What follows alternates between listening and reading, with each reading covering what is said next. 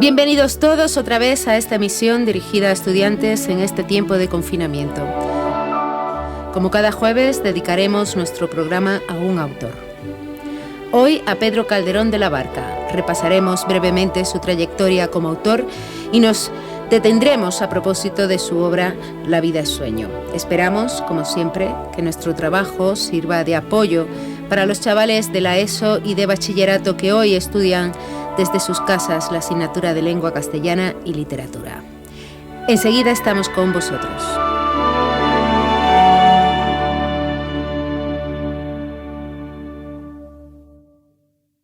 Pedro Calderón de la Barca nace el 17 de enero de 1600 en Madrid. Sus primeros estudios los realiza en el Colegio Imperial de los Jesuitas y en 1614 ingresa en la Universidad de Alcalá de Henares.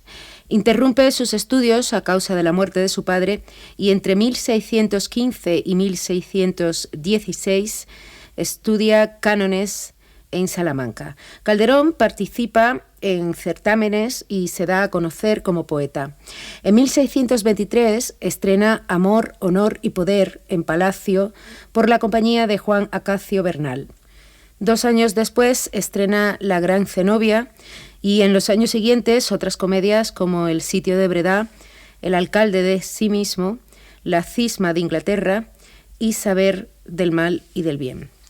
Su reconocimiento como dramaturgo crece mientras su producción va en aumento, concretamente desde el año 1629 con La dama duende y La casa con 2 puertas mala es de guardar. Calderón es el poeta favorito de la corte, al tiempo que se construye el nuevo Palacio del Buen Retiro en la década de los 30. Escenario donde se estrenarán varias de sus comedias. Estrena las piezas de Corral El médico de su honra y La vida es sueño, ambas en 1635 y posteriormente El alcalde de Zalamea.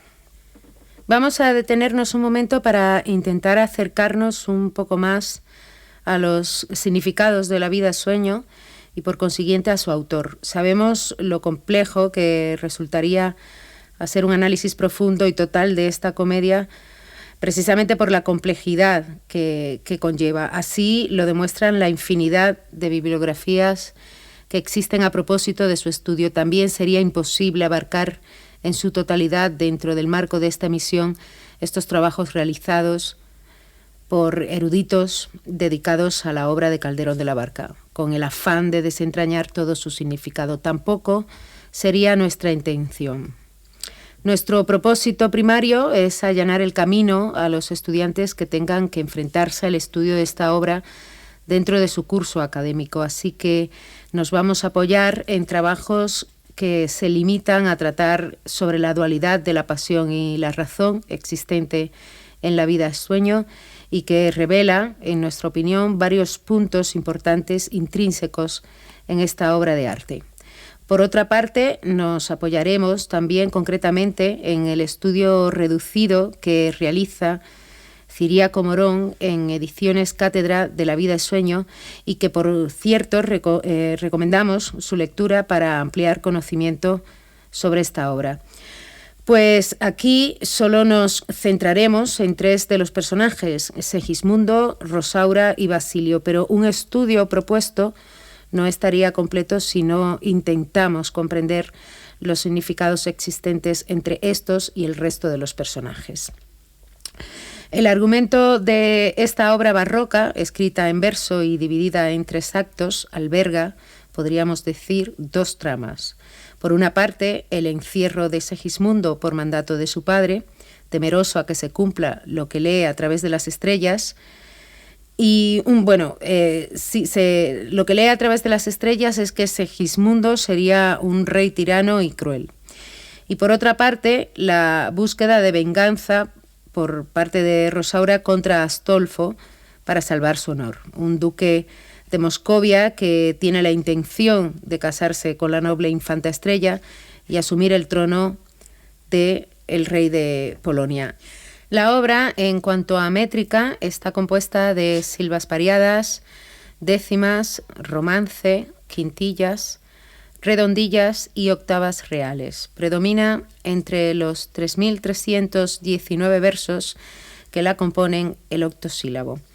Calderón busca, como muchos autores del teatro español clásico, la sonoridad del octosílabo, resaltando de esta manera el elemento poético y el sonido en el drama. Curioso resulta lo que Morón, en su estudio de La vida es sueño, dice al respecto, afirmando que tan esencial es la musicalidad en el teatro del Siglo de Oro, sobre todo en Calderón, que su auditorio en muchos casos no percibía contenido alguno del verso más que el sonido. A propósito del público, quien según los estudios sí entendía bien la teología, ya que los temas de Dios con sus verdades básicas se dramatizaban repetidamente en sermones y liturgias, no entendía del mismo modo las metáforas barrocas que utilizaba el autor cuando aludía, por ejemplo, a los 4 elementos, agua, tierra, fuego y aire. De este modo, el teatro de Calderón sin duda era educativo, haciendo ver al pueblo la existencia de otras culturas, amén de lo que Calderón, con el fin de instruir a su público, hace en La vida es sueño, y es dramatizar la educación, castigando a Basilio, que ignorante no supo ver que el efecto dependía de una causa, y es que si Basilio hubiese cumplido su deber como padre y como rey, educando a su hijo y no privando a su pueblo del verdadero príncipe, lo que cree vaticinar a través de las estrellas no se hubiese cumplido, y por eso resulta culpable. Para entender esto con toda coherencia, debemos pensar en el contexto en el cual Calderón crea la obra, donde la figura del monarca del Siglo de Oro se correspondía con la renuncia consciente de los impulsos pasionales, indignos de un rey. Y aunque sabemos que la dimensión religiosa en las obras de Calderón no aparece siempre en el mismo nivel, recordemos que el autor es católico, y todo aquello que entre en conflicto con la obligación impuesta por el Evangelio y la Iglesia debe sucumbir a favor de esta y de su doctrina.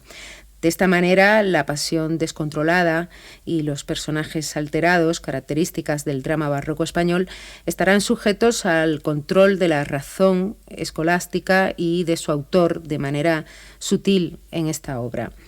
La estructura de La vida es sueño, y de acuerdo con Morón, se presenta en 3 momentos que se corresponden a los 3 actos. En el primero conocemos a los personajes y a los 2 conflictos o tramas que mencionábamos antes, el de Rosaura y el de Segismundo. El segundo es la dramatización del sueño como experiencia existencial, y el tercero es con el que se significa que aún en sueños no se pierde hacer el bien.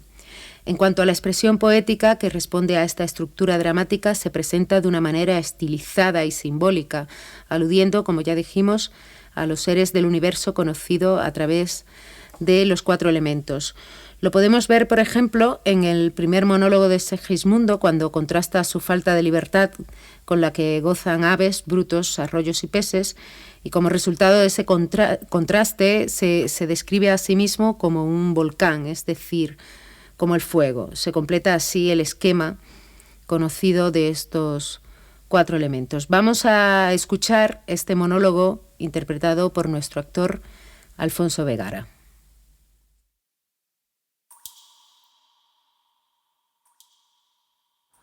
Ay mísero de mí y ay infelice.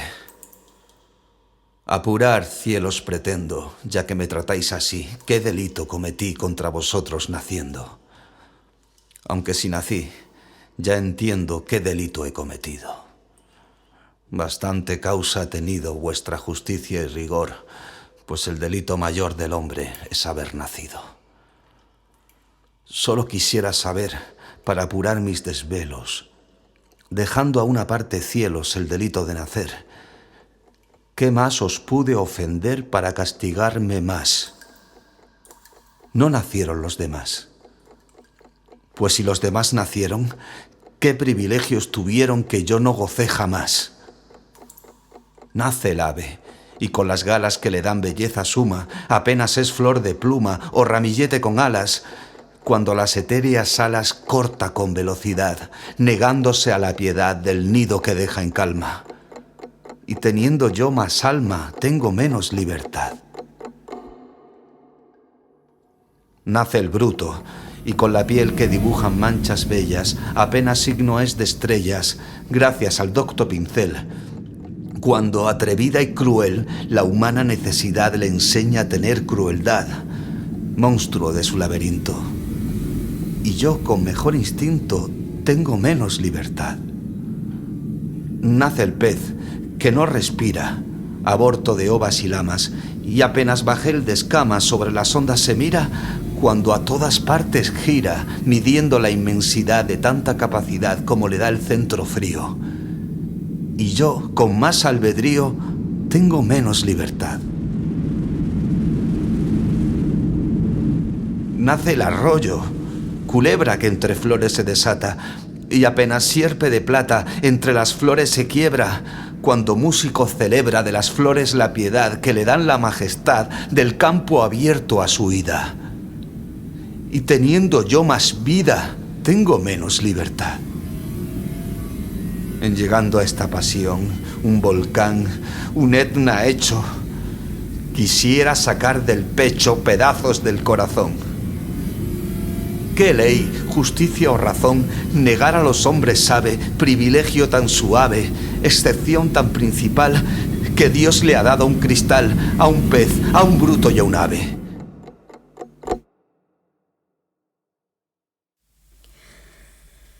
Del mismo modo, esta expresión poética, que alude a los 4 elementos, la podemos notar desde que comienza la obra con el monólogo de Rosaura. Vamos a escucharlo.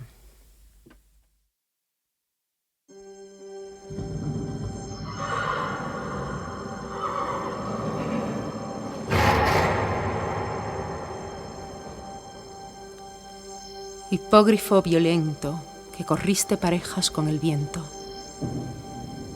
¿Dónde rayos sin llama, pájaro sin matiz, pez sin escama y bruto sin instinto natural?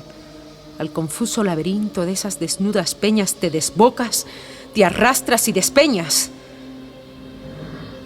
Quédate en este monte, donde tengan los brutos su faetonte, que yo, sin más camino que el que me dan las leyes del destino, ciega y desesperada, bajaré la cabeza enmarañada de este monte eminente que arruga el sol el ceño de la frente.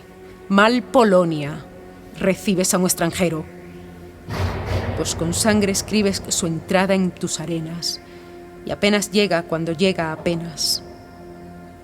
Bien mi suerte lo dice, mas ¿dónde halló piedad un infelice?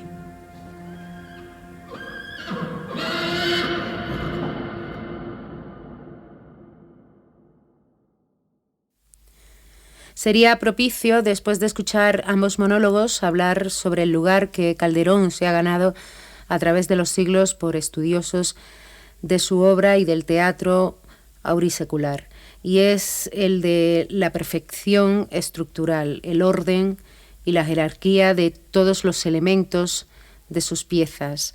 Las simetrías y los paralelismos se ciñen tanto en sus piezas cómicas, donde reduce los personajes, como a los autos sacramentales y a sus comedias más serias, impregnadas de un tono trágico que cultiva mucho más que los dramaturgos coetáneos.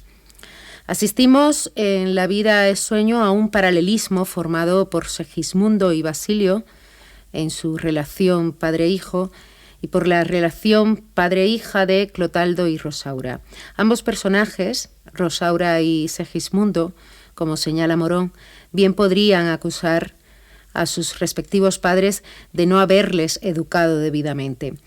Aunque la acción principal proviene del gran pecado que comete Basilio al no haber desempeñado bien su deber como padre y como rey, se podría vislumbrar a través del conflicto de Rosaura matices de ese modelo de la tragedia de honor en las tragedias calderonianas, que Ruiz Ramón señala en su estudio Calderón y la tragedia, y que junto a este afirma está el configurado por el conflicto libertad-destino, el cual vemos mediante el personaje de Segismundo.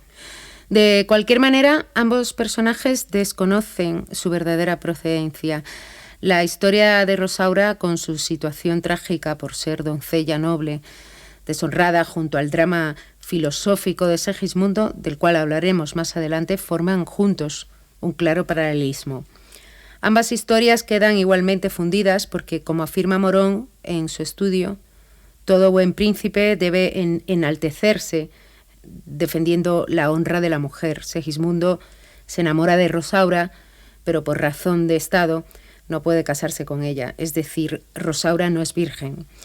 Es en esta constante lucha entre la pasión y la prudencia en la que se debate Segismundo a lo largo de toda la obra. Ambas historias se funden igualmente al resultar los dos personajes víctimas frente a los verdugos, Clotaldo y Basilio. Hablemos ahora de la violencia presente en esta obra. La crítica ha señalado repetidamente la presencia de esta, sobre todo en la primera escena, pero también en toda la vida-sueño, que refleja de manera clara la lucha entre fuerzas opuestas. Para Calderón, violento parece indicar algo que contradice la naturaleza de una cosa. Una dama noble vestida de hombre, un príncipe sin educación que se muestra como un animal, un caballo que describe Rosaura como un hipógrifo violento. En resumen, dos fuerzas contradictorias en un mismo ser. Rosaura es mujer y hombre a la vez. Segismundo es hombre por naturaleza y fiera a la vez, por no haber recibido la educación por parte de Basilio. Y Basilio es un rey que cree en las estrellas, lo cual es impropio de un monarca, y lo enmarca dentro de la imprudencia. Toda la obra parece reflejar el paso de esa violencia a la prudencia, la lucha entre la pasión desenfrenada y la razón. También habría que tener en cuenta las dos muertes, la del criado que Segismundo lanza por la ventana y la de Clarín. Las amenazas de muerte, el levantamiento de plebeyos y bandidos, las palabras del príncipe contra su padre y lo que representan los espacios de la acción dramática, el monte y la torre frente al palacio, lugar donde debe reinar lo racional y lo humano. Esta visión de contrastes entre dos ímpetus y la lucha interna entre lo racional y lo irracional en los caracteres de la vida-sueño recuerda el mensaje cervantino. También hay quienes han visto en Rosaura y Clarín, ama y criado, las figuras de Don Quijote y Sancho. Pero a diferencia de Sancho Panza, Clarín es un egoísta que actúa según su conveniencia. Pensemos que para Calderón, y seguramente para el público del siglo de oro español, instruidos en el conocimiento de que cada uno tiene su lugar de acuerdo a su quehacer social, los impulsos de la pasión, el brío, el deseo o la curiosidad eran reconocidos como sentidos inferiores, indignos de un rey, y por tanto debían de ser controlados por el entendimiento y la razón escolástica. La crítica no solo ha visto rasgos del mensaje cervantino en la vida-sueño, sino también una visión platónica de la mujer en la relación entre Segismundo y Rosaura.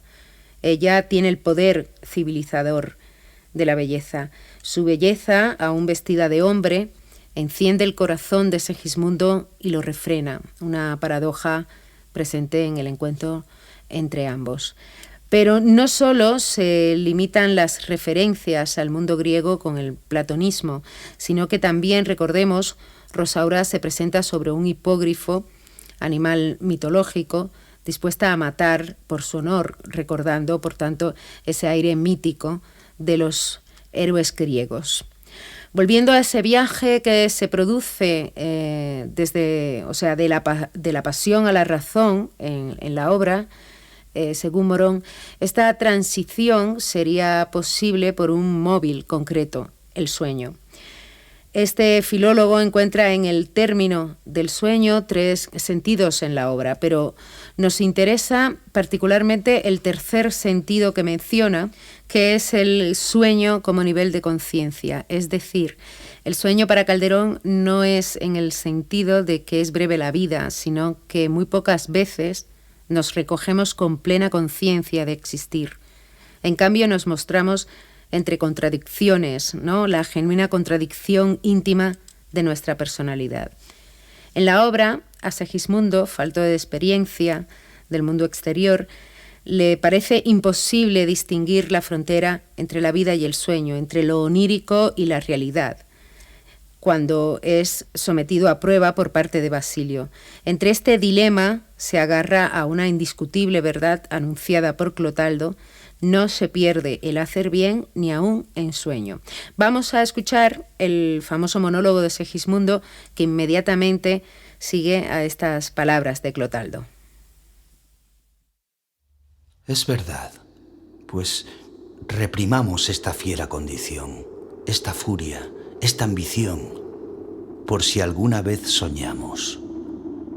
Y si haremos, pues estamos en mundo tan singular que el vivir solo es soñar. Y la experiencia me enseña que el hombre que vive sueña lo que es hasta despertar. Sueña el rey que es rey y vive con este engaño mandando, disponiendo y gobernando. Y este aplauso que recibe prestado en el viento escribe y en cenizas le convierte la muerte. Desdicha fuerte. ¿Qué hay quien intente reinar viendo que ha de despertar en el sueño de la muerte? Sueña el rico en su riqueza que más cuidados le ofrece. Sueña el pobre que padece su miseria y su pobreza. Sueña el que a medrar empieza. Sueña el que afana y pretende. Sueña el que agravia y ofende. Y en el mundo, en conclusión, todos sueñan lo que son, aunque ninguno lo entiende. Yo sueño que estoy aquí, de estas prisiones cargado, y soñé que en otro estado más lisonjero me vi. ¿Qué es la vida? Un frenesí. ¿Qué es la vida? Una ilusión, una sombra, una ficción. Y el mayor bien es pequeño, que toda la vida es sueño, y los sueños, sueños son.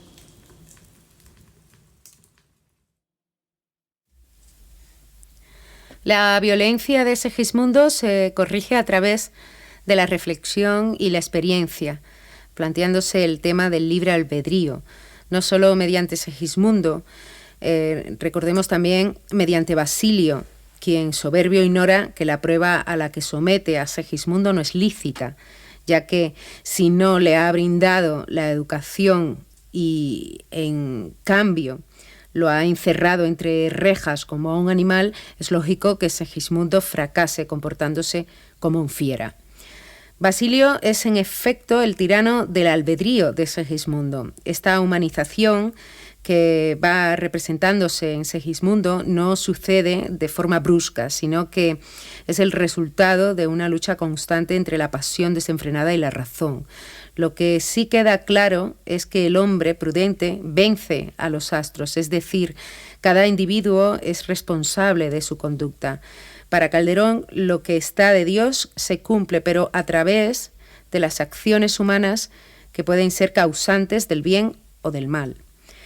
Pero el libre albedrío para Calderón no se plantea del mismo modo para la masa popular, como buen poeta cortesano que era. Quizás por eso el criado que incita al ejército de plebeyos y bandidos a levantarse termina arrojado por el balcón a manos de Segismundo. Lo verdaderamente humano en el príncipe Segismundo se vislumbra en su último monólogo, donde también se percibe una humanización cristiana que, según Ciriaco Morón, distanciada de la Biblia, está más cerca de Aristóteles, con su creencia en que el ser está compuesto de materia y forma, siendo esta última su esencia.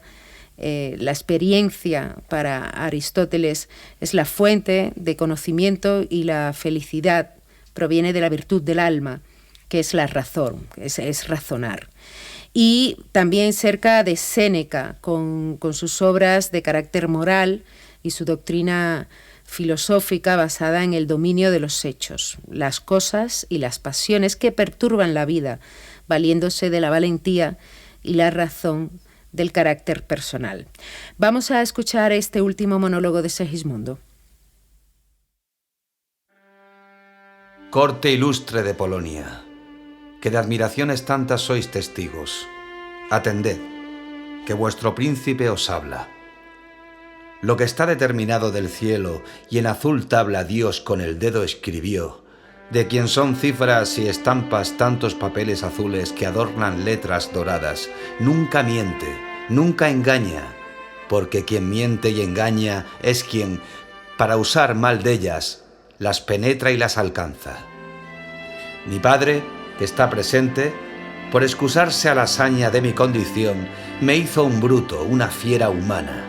De suerte que cuando yo por mi nobleza gallarda, por mi sangre generosa, por mi condición bizarra, hubiera nacido dócil y humilde, solo bastara tal género de vivir, tal linaje de crianza, hacer fieras mis costumbres. ¡Qué buen modo de estorbarlas!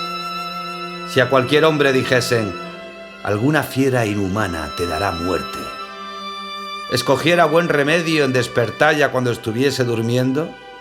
Si dijeran, esta espada que traes ceñida ha de ser quien te dé muerte, vana diligencia de evitarlo fuera entonces desnudarla y ponérsela a los pechos.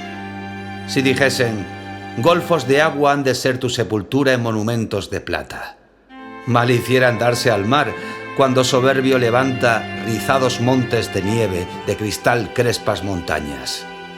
Lo mismo le ha sucedido que a quien, porque le amenaza una fiera, la despierta, que a quien temiendo una espada la desnuda y que a quien mueve las ondas de una borrasca. Y cuando fuera, escuchadme, dormida fiera mi saña, templada espada mi furia, mi rigor quieta bonanza, la fortuna no se vence con injusticia y venganza, porque antes se incita más. Y así, quien vencer aguarda a su fortuna, ha de ser con prudencia y con templanza. No antes de venir el daño se reserva ni se guarda quien le previene, que aunque puede humilde, cosa es clara, reservarse de él, no es sino después que se halla en la ocasión, porque aquesta no hay camino de estorbarla.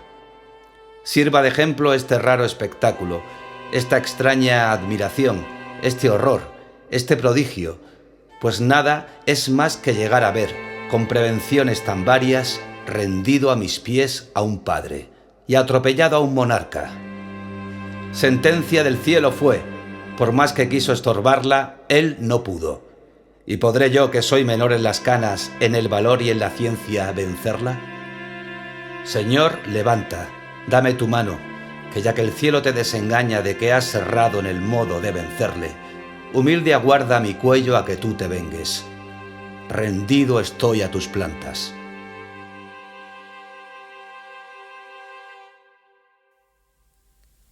Lo importante en esta comedia es que no se ha educado a Segismundo como debe educarse a un príncipe.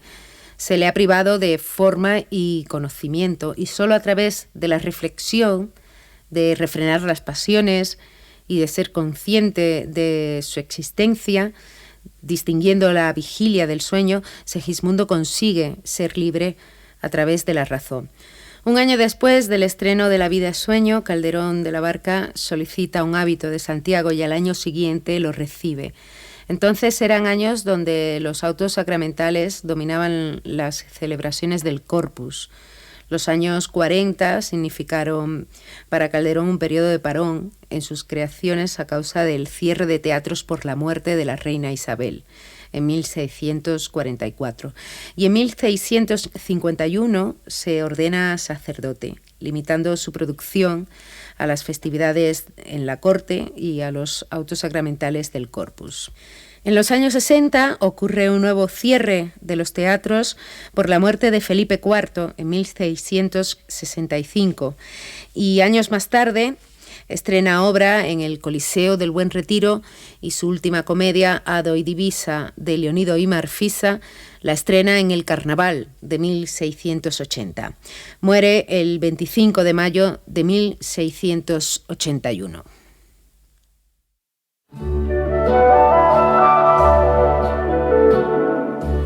Bueno, esto es todo por hoy. Esperamos, como siempre, que nuestra emisión forme parte de las herramientas que sirvan para incentivar la lectura y acercarse a estos autores que a veces nos parecen tan lejanos.